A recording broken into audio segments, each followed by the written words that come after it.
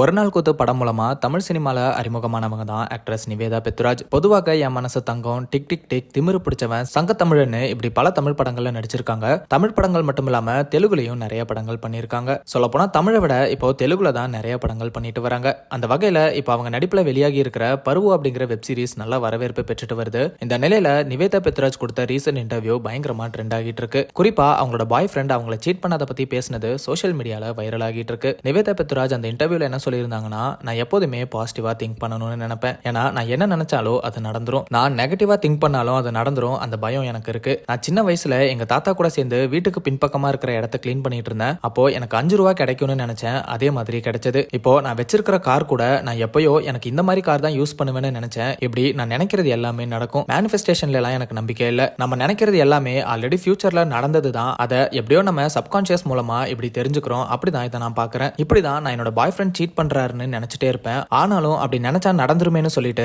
அவர் நல்ல மனுஷன், அப்படியெல்லாம் பண்ண மாட்டாருன்னு நினைச்சுப்பேன். ஆனா நான் நினைச்ச மாதிரியே அவர் சீட் பண்ணது உண்மைதான். அதை நான் கண்டுபிடிச்சிட்டேன். யார் கூட சீட் பண்ணுவார்னு நினைச்சனோ அதே மாதிரி அவங்க கூட தான் என்ன சீட் பண்ணியிருக்காரு. அதனாலேயே பாசிட்டிவா திங்க் பண்ணணும்னு நினைப்பேன். நான் மிஸ் இந்தியா UAE ஆனது கூட அப்படிதான். ரேண்டமா போனேன், ஃபார்ம் ஃபில் பண்ணேன், பார்ட்டிசிபேட் பண்ணேன், வின் பண்ணிட்டேன். அதுல வின் பண்ணது தான் நான் இப்படி படம் பண்றது எல்லாத்துக்குமே காரணம் அப்படின்னு ரொம்ப ஓப்பனா அவங்க பாய் ஃப்ரெண்ட் சீட் பண்ணதை பத்தி பேசியிருக்காங்க. இந்த இன்டர்வியூவை பார்த்த பலருமே இவங்க யார சொல்றாங்கன்னு பேசிட்டு வராங்க. நிவேதா பெத்ராஜ் ஸ்போர்ட்ஸ்ல ரொம்பவே ஆர்வமா இருக்கக்கூடிய ஒரு பர்சன். F1 ரேஸ், பேட்மிண்டன் எல்லாத்துலயுமே பார்ட்டிசிபேட் பண்ணியிருக்காங்க.